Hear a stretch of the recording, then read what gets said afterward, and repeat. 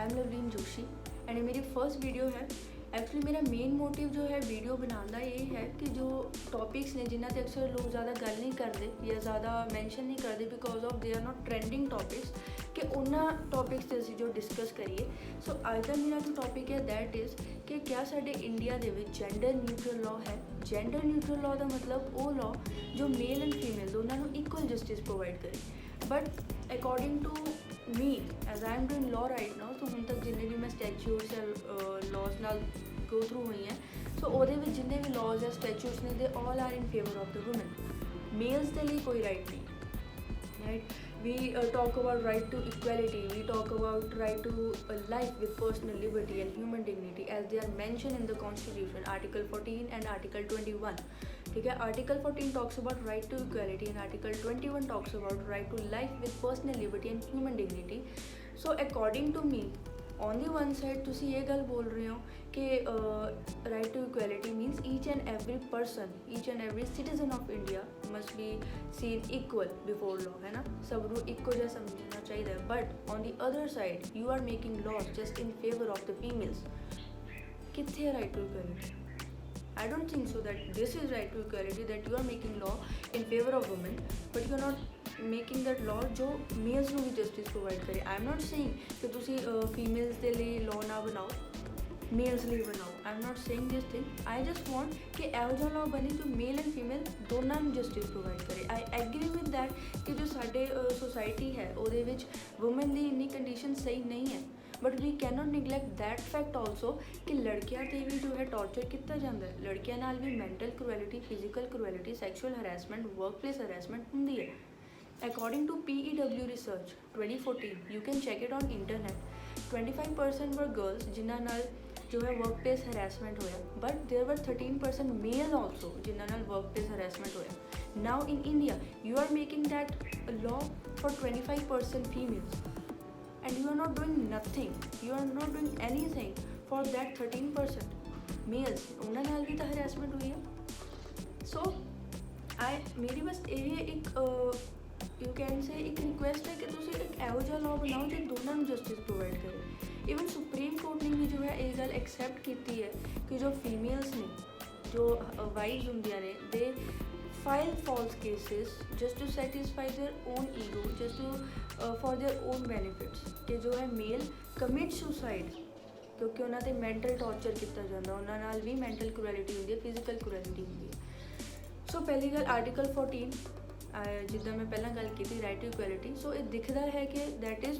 Completely violet होंदा है in case of males.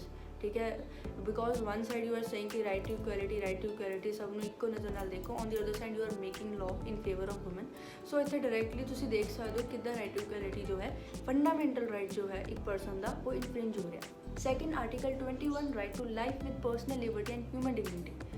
जो फीमेल्स फॉल्स केसेस फाइल कर दिया ने मेल्स के अगेंस्ट ते, एक रात भी अगर बंदा जेल से रहा है वो पूरी लाइफ खराब हो जाती है। There are lot of sources कि तुसी एक बंदे नूं किद्दां डिफेम कर दो। मीडिया है ना, ऑर्गेनाइजेशन NGOs दे, तुसी एक फॉल्स केस करता, उस बंदे नूं तुसी लोकां दे सामने लिया के खड़ा करता, इनोसेंट नूं, उन्होंने जेल हो गई, वो पूरी लाइफ खराब हो गई। अगर वो जेल चो वापस आता है, ठीक है, अगर चाहे वो बाद च इनोसेंट भी प्रूव हो जाता है, बट उन्होंने लोग उस नज़र नाल पहले जिद्दां इज्जत नाल पहले देखते सी उन्होंने नहीं देखते। So now at this point is he living with human dignity? तुसी उस इनोसेंट बंदे का राइट उस तो लै रहे हो just to satisfy your own ego. So article 21 article 14 ठीक है, ये कंप्लीटली जो है इनफ्रिंज होंगे। दैन वन मोर थिंग, एक और एक क्वेश्चन अराइज होता है कि like I have a question to those who say कि वुमेन को राइट्स नहीं है। वुमेन को बहुत राइट्स है, बहुत लॉज है उन्होंने।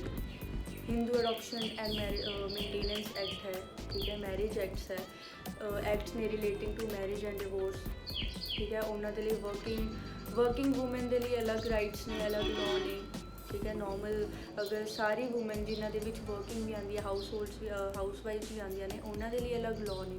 सो there are lot of laws, you can check it on internet. Just type on internet Google करो तुसी laws in favour of women in India, there are number of acts, there are number of laws, ठीक है। उन्होंने विचों मैं कुछ तुहानूं दस दिंदी हाँ, ठीक है। यस लाइक जिवें कॉन्ट्रैक्ट लेबर एक्ट हो गया, एम्प्लॉय स्टेट इंश्योरेंस एक्ट हो गया, या फिर commission of sati act, criminal law act 1983, dowry prohibition act. So there are a lot of acts. या one more, prohibition of sexual harassment of women at the work place bill 2010। So बहुत सारे laws ने, बहुत सारे acts ने in the favour of women. मैं नहीं कह रही, it is on the internet, you can check it out, ठीक है। तुसी एक साइड से ये लिखो that laws in favour of women in India, number of laws मिलते, एंड सैकेंड टैब पे तुसी ये लिखो laws in favour of man, कुछ नहीं आएगा। सो आई एग्री विद दोस्त, येस आई एग्री कि हाँ वुमेन नाल जो है टॉर्चर किया जाता है, इक्वैलिटी होंगी है, I agree with that, that's why there are laws.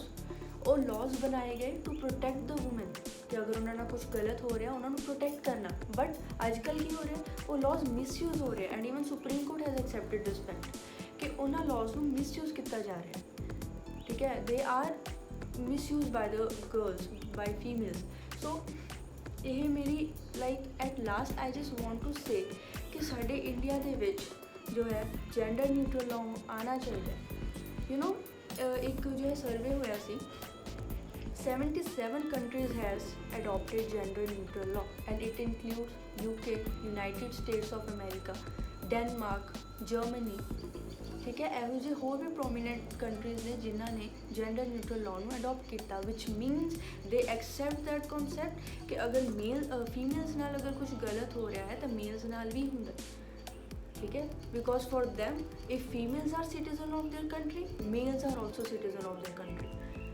सो लेकिन साढ़े इंडिया के विच contradictory statements, one side you are saying all are equal, on another side you are making laws in favour of women only.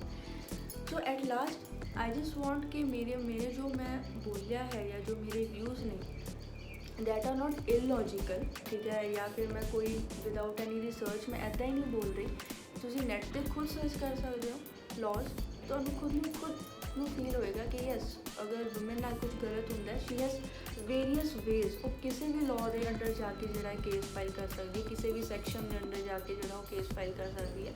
But ਅਗਰ ਮੇਲ ਨਾਲ ਹੋ ਰਿਹਾ, mental cruelty, physical cruelty, sexual harassment, ਅਗਰ ਇਹ ਸਭ ਹੋ ਰਿਹਾ, he don't know where he will go, ਕਿੱਥੇ ਜਾਵੇ ਉਹ ਜਸਟਿਸ ਵਾਸਤੇ। So at last I want कि मेरी जो वीडियो है ज़्यादा तो ज़्यादा लोगों तक जाए, एंड दे शुड मतलब उन्होंने सोचना चाहिए कि ये साढ़े इंडिया के जेंडर न्यूट्रल लॉ आना चाहिए, ठीक है। अगर फीमेल्स ना गलत हो रहा है, मेल्स नाल भी गलत हो रहा है। So I just really request to people जो भी मेरी वीडियो देख रहे हैं, just share it as much as you can, so that लोगों को पता चले कि यस मेल्स भी एक्सपर्ट होंगे ने। Thank you. अगर तुहानू मेरी वीडियो अच्छी लगी होवे इनू शेयर करो। अगर तुहाडा कोई भी क्वेश्चन है, ठीक है, अगर तुसी कुछ भी मेरे तो जानना चाहते हो, just right it in comment section. And अगर कितने तुहानू लग रहा है कि हाँ 1% या 2% में सही है,